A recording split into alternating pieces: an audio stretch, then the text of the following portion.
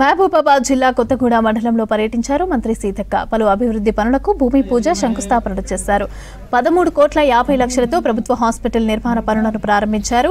Mylaram road నుంచి bypass వరకు 12 కోట్లతో రోడ్డు వెడల్పు పనులకు, సెంట్రల్ లైటింగ్ సిస్టమ్ ఏర్పాటుకు శంకుస్థాపన చేశారు. తర్వాత కళ్యాణ్ లక్ష్మి, షాదీ ముబారక్ చెక్కుల పంపిణీకి హాజరయ్యారు మంత్రి.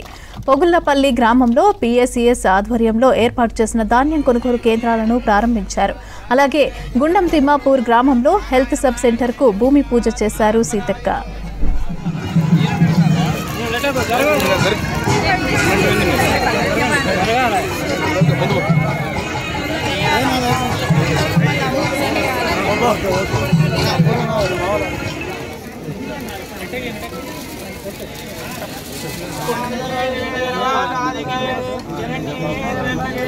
నారాయణ